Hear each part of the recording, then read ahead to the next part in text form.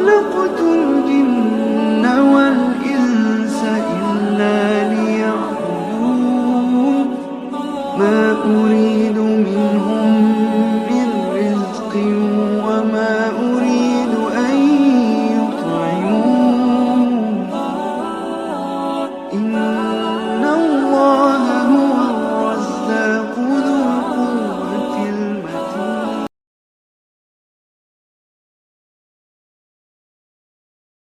لا حول ولا قوة إلا بالله العلي العظيم. حسبنا الله ونعم الوكيل ونعم المولى ونعم النصير. الحمد لله وكفى. سمع الله لمن دعا. ليس وراء الله المنتهى. ومن اعتصم بالله نجا. والصلاة والسلام على عباده الذين اصطفى محمد وآله الطيبين الطاهرين مصابيح الدجى. ورحمة الله وبركاته على من اتبع الهدى. رب اشرح لي صدري ويسر لي أمري واحلل عقدة من لساني يفقه قولي. رب يسر ولا تعسر وتمم بالخير. آمین یا رب العالمین.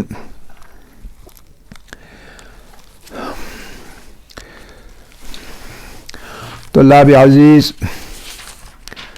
ہم نماز کے تفصیلات کے بارے میں بات کرتے آ رہے ہیں کچھ دنوں سے. تو کل ہم نے واجبات قیام کے بارے میں بات کی تھی. آج باری ہماری قراءت کے مسائل میں اور قراءت کے ساتھ ہی ذکر کے بارے میں، یعنی چوتھا نمبر اور چھٹا نمبر، قراءت اور ذکر. تو قراءت اور ذکر.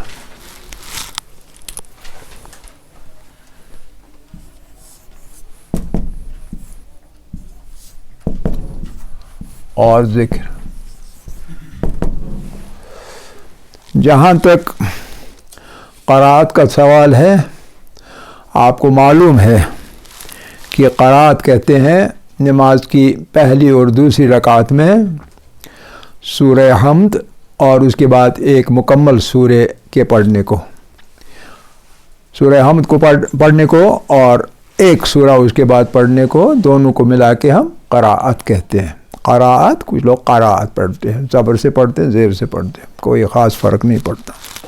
قراءت تو پہلی اور دوسری رکعت میں. اس کے بارے میں کچھ چیزیں بتانی ہے، اور وہ یہ کہ قراءت نمبر 1 پہلی اور دوسری رکعت میں جو کچھ پڑھا جاتا ہے اسے قراءت کہتے ہیں، اسے قراءت کہتے ہیں. اور جہاں تک واجب نمازوں کا تعلق ہے، دونوں چیزیں واجب ہیں. ایک الحمد بھی، اور اس کے بعد جو آپ نے سورہ پڑھیں گے، جو بھی پڑھیں گے، اس کو ضمب سورہ کہتے ہیں، ضمب سورہ کہتے ہیں. ایک الحمد اور ایک ضمب سورہ، یہ دو سورے پڑھتے ہیں، انہی کو قراءت کہتے ہیں. تو یہ دونوں سور یعنی سورے پڑھنا واجب نماز میں واجب ہے. واجب نماز میں دونوں سورے پڑھنا واجب ہے. لیکن اگر مستحب نماز ہوئی تو مستحب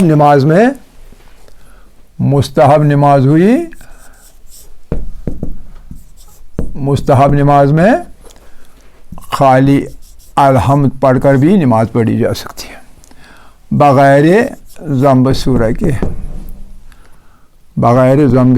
کے پڑھی جا سکتی ہے. اس کا مطلب کیا ہوا کہ ان میں ضم سورہ جو ہے وہ مستحب ہے. مستحب نماز میں ضم سورہ مستحب ہے. سمجھ گئے؟ ضم سورہ یعنی سورہ حمد کے بعد پڑھی جانے والی صورت جو بھی آپ پڑھیں اگر مستحب نماز ہوگی لازم نہیں ہے پڑھنا، واجب ہے اس میں سورہ حمد پڑھنا. کوئی نماز نہیں ہو سکتی جب تک نہ اس میں سورہ حمد پڑھا جا سکتا ہے، بغیر جیسے نماز میت ہے. تو یہ ایک چیز. ہاں اگر آپ اس مستحب نماز میں بھی اپنی جگہ نظر کریں گے، عہد کریں گے کہ میں سورہ حمد کے ساتھ ساتھ ضم سورہ بھی پڑھا کروں گا، تو یہ نیت کرنے سے وہ بھی واجب ہوگی، ورنہ وہ واجب نہیں ہے. تو ایک بات. دوسری بات یہ کہ اس کے بارے میں دوسری بات یہ ہے کہ صبح، مغرب اور عشاء میں کیا ہے مرد پر یہ قرات کے سورے دونوں جہر سے، جہری نے اونچی آواز سے، جہر سے پڑھنا واجب ہے مرد کے لیے. مرد کے لیے ایسا واجب ہے. اور اس کا مطلب کیا ہوا؟ اس کا مطلب یہ ہوا کہ اگر کوئی شخص جان بوجھ کر یہ جہر کے بجائے اخفا سے پڑھے، یعنی اونچی آواز میں نہ پڑھے، اخفا کے ساتھ یعنی آہستہ سے، تو نماز باطل ہو سکتی ہے. ٹھیک ہے کہ نہیں؟ نماز باطل ہو سکتی ہے. اور جو چیزیں ظہرین میں اخفا کرنا ہے، تو اگر ایک مرد اونچی آواز میں پڑھے جان بوجھ کر تو وہ بھی باطل ہو سکتی ہے. یعنی جب دھیرے سے پڑھنی ہے تو اونچی آواز سے پڑھے، جب اونچی آواز سے پڑھنی ہے تو دھیرے سے پڑھے. تو دونوں صورتوں میں نماز باطل ہوگی اگر جان بوجھ کر ایسا کیا. تو یہ 3 نمازوں کی قرات، باقی 2 نمازیں ظہرین اس کی قرات میں اخفا واجب ہے. اخفا یعنی دھیمی آواز میں پڑھنا. تو تیسری چیز وہ اگرچہ اسی میں نمبر 2 میں ہی شامل ہے، لیکن اگر الگ سے لکھ کے رکھنا اس کی تاکید کے طور پر لازم ہے، اور وہ یہ ہے کہ نمبر 2 کے برعکس کرنا، یعنی اس کا الٹ کرنا. برعکس کرنے سے نماز باطل ہے. ٹھیک ہے؟ یہ 3 چیزیں قرات کے بارے میں یا قرات کے بارے میں، ذکر کے بارے میں آپ کہیں گے. لیکن یہ 3 چیزیں کہنے کے علاوہ ایک اور چیز کہنی ہے، وہ یہاں لکھنے کی ضرورت نہیں ہے، وہ عمومی ایک مسئلہ ہے. اور وہ یہ ہے کہ ضم سورہ میں اگر آپ کی قرات صحیح نہیں ہوئی، نماز باطل ہونے میں اشکال، یعنی باطل ہو جائے گی نہیں، اتفاق نہیں ہے. البتہ اگر سورہ حمد میں قرات صحیح نہیں ہو تو نماز کے صحیح ہونے میں اشکال ہے. نماز صحیح ہونا مشکل ہے، یعنی نماز صحیح نہیں ہو سکتی، اشکال ہے، نہیں ہو سکتی. قرات سورہ حمد کی ضم سورہ کی نہیں، سورہ حمد کی قرات اس کا صحیح ہونا واجب ہے. سمجھ گئی کہ نہیں؟ یہ اس کے بارے میں. اب رہا سوال یہ ذکر کی بات، یہ قرات کی بات. اب آتے ہیں ذکر پہ. ذکر میں بھی 3 چیزیں. نمبر 1 تیسری اور چوتھی رکعت، یہ پہلی اور دوسری تھی. تیسری اور चौथी रकात।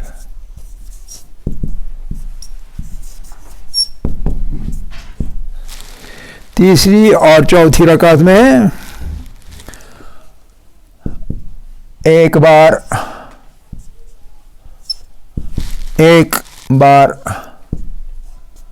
अलहम्द पढ़े, एक बार अलहम्द पढ़े, नमाज ठीक। लेकिन अफजल ये है कि 3 बार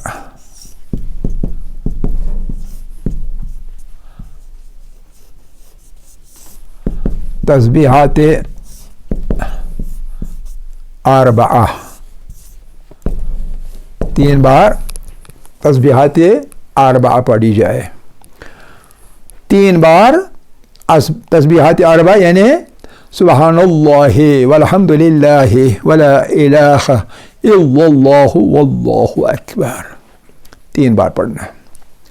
अगरचे कहा गया है कि 1 बार पढ़ना भी काफ़ी है, एहतियाती वाजिब है कि 3 बार पढ़ा जाए। 1 बार भी अक्सर मुजतहिद ने कहा है कि काफ़ी है, यकफ़ी वाहिद मर्रा। तो लेकिन 3 बार पढ़ना बेहतर है, एहतियात वाजिब ये है कि 3 बार पढ़ना चाहिए। तो ये रहा सवाल इसका। दूसरी बात, इसकी दूसरी बात, नमाज का वक्त अगर तंग हो, नमाज का वक्त अगर तंग हो यानी बहुत वक्त कम हो, अगर नमाज का वक्त तंग हो तो एक ही मर्तबा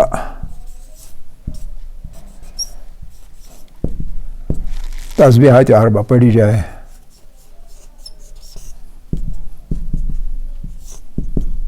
अरबा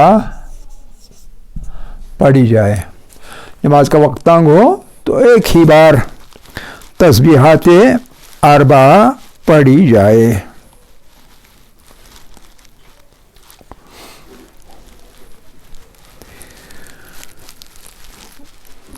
तीसरी बात,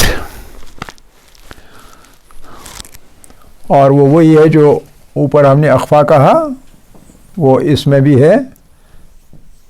मर्द हो या औरत, मर्द और औरत दोनों पर,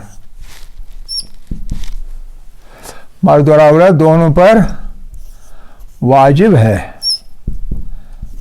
क्या वाजिब है कि ज़िक्र यानी ये तस्बीहात अरबा या सूरह हम्द, ज़िक्र या अलहम्द जो भी पढ़े आदमी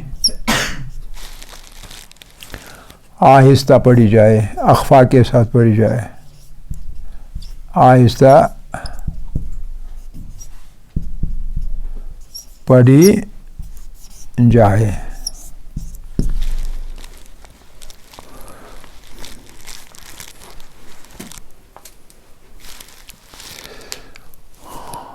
समझ आ गया?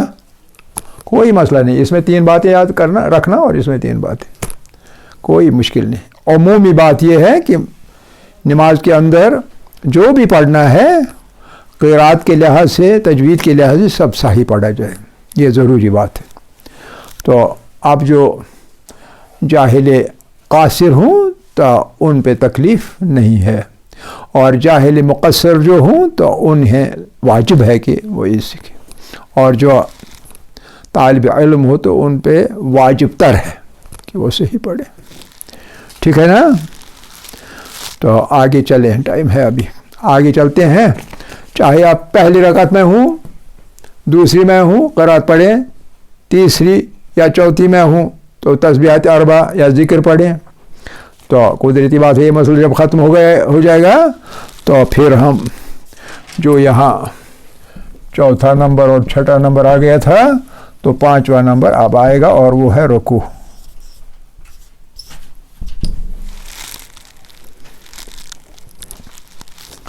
वो है रुकू।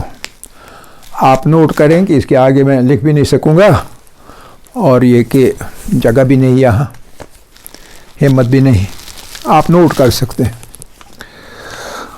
رکوع میں دو چیزیں آپ کو یاد رکھنی ہیں، اور وہ یہ ہے کہ رکوع کی کیفیت اور احکام ذکر۔ رکوع کی کیفیت یعنی کیسے رکوع کیا جائے، اور دوسرا احکام ذکر یعنی جو کچھ رکوع میں پڑھنا ہے اس کے بارے میں کیا کہنا۔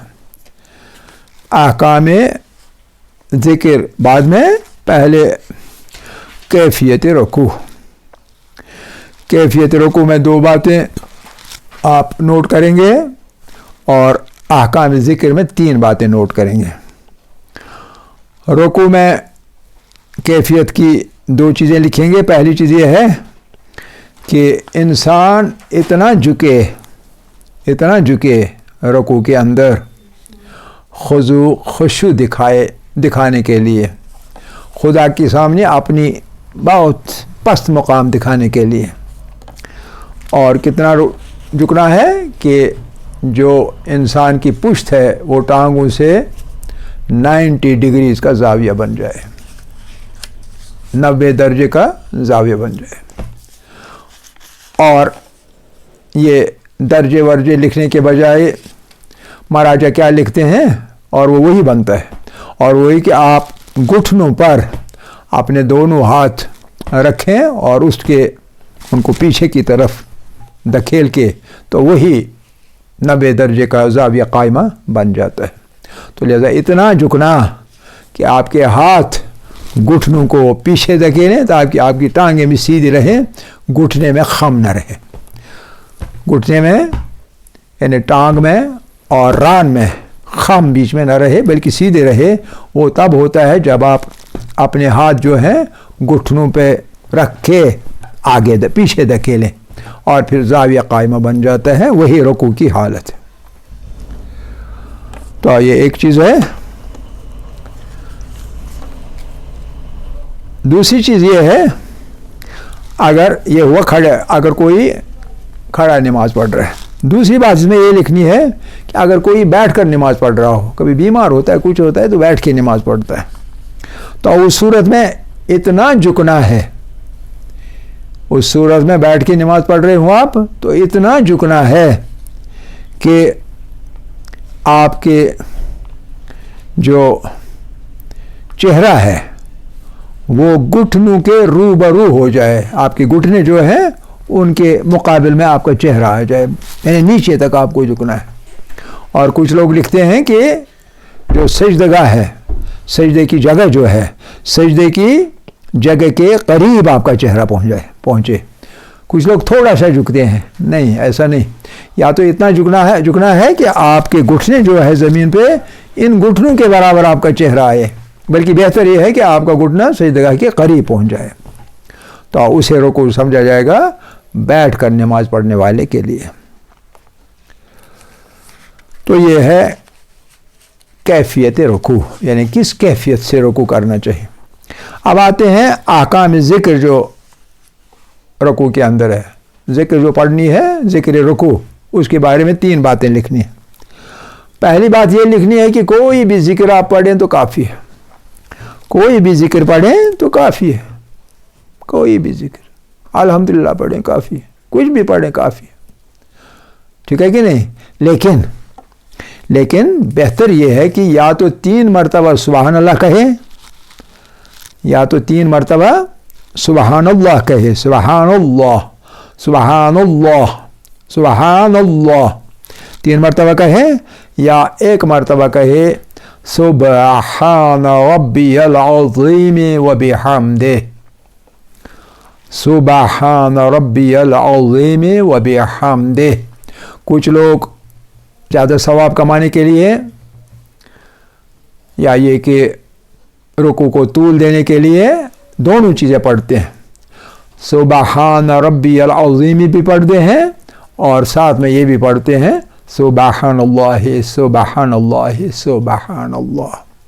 تو حالانکہ 2 میں سے ایک ہی چیز پڑھی جائے کافی ہے۔ دوسری چیز یہ کہ جب ذکر آپ پڑھ رہے ہوں، ذکر پڑھتے وقت آپ کا بدن ساکن ہو، جیسا ہم نے پہلے کہہ بھی دیا ہے کہ ذکر رکوع پڑھتے ہوئے، کوئی بھی ذکر پڑھتے ہو، ذکر سجدہ، قرات، تیسری اور چوتھی رکعت کا ذکر، صبح کھڑے کھڑے جو بھی ذکر آپ پڑھ رہے ہوں، اس وقت آپ کا بدن ساکن ہونا چاہیے، متحرک نہیں ہونا چاہیے، اور ایسا کرنا مستحب ہے، یہ واجب قیام میں نہیں آتا ہے، یہ مستحب ہے۔ ہاں تیسری چیز یہ ضروری ہے، اس پر آپ خیال رکھیں کہ یہ تاکیدی ہے۔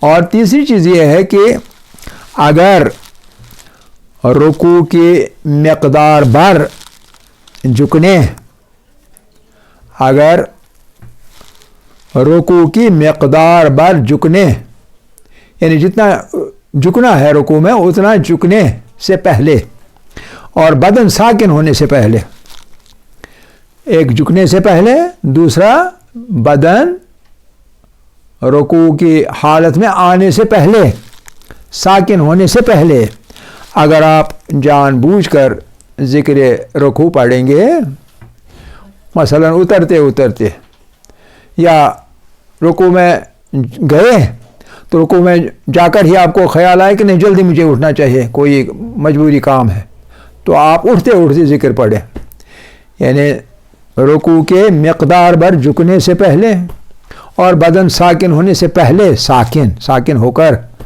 اگر آپ ذکر رکوع پڑھیں اس کے بغیر، یعنی حرکت کی حالت میں اٹھتے ہوئے یا جھکتے ہوئے، نماز باطل ہے۔ اس حالت میں نماز باطل ہے۔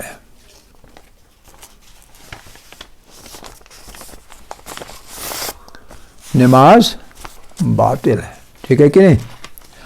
تو اس کے بعد سجدتین کا حکم جو ہے وہ تھوڑا لمبا ہے، اس لیے اس پر ہم آج نہیں آئیں گے، تو یہی ہمارا آج کا درس ختم ہوتا ہے۔ وآخر دعوانا ان الحمد للہ رب العالمین۔